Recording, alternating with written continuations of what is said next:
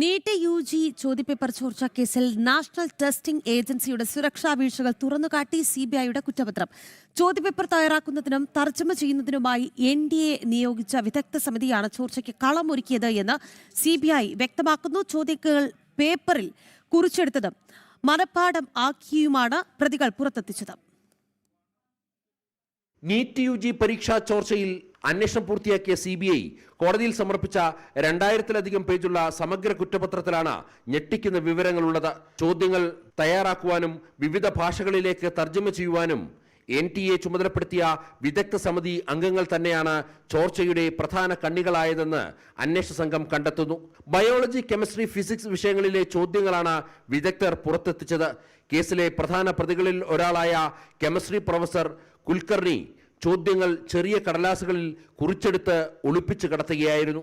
മറ്റ് 2 പ്രതികൾ ചോദ്യങ്ങൾ മനഃപ്പാഠമാക്കി പുറത്തുവെച്ച് എഴുതി നൽകി. ആകെ 135ഓളം ചോദ്യങ്ങളാണ് ഇത്തരത്തിൽ ആസൂത്രിതമായി പുറത്തെത്തിച്ചതെന്ന് CBI വ്യക്തമാക്കുന്നു. ചോദ്യങ്ങൾ തർജ്ജമ ചെയ്യുന്ന കേന്ദ്രങ്ങളിൽ ദേഹപരിശോധനയിലും CCTV നിരീക്ഷണത്തിലും വലിയ വീഴ്ചയുണ്ടായി. ഡിജിറ്റൽ ഫോറൻസിക് തെളിവുകളടക്കം നിർണായക വിവരങ്ങളാണ് കുറ്റപത്രത്തിലുള്ളത്. തട്ടിപ്പിന്റെ പശ്ചാത്തലത്തിൽ നീറ്റ് പരീക്ഷ 2 ഘട്ടങ്ങളിലായി നടത്തുന്നതും OMR ഷീറ്റിന് പകരം കമ്പ്യൂട്ടർ അധിഷ്ഠിത പരീക്ഷാ രീതിയിലേക്ക് മാറുന്നതും സർക്കാരിന്റെ സജീവ പരിഗണനയിലാണ്. ജനം, ഡൽഹി.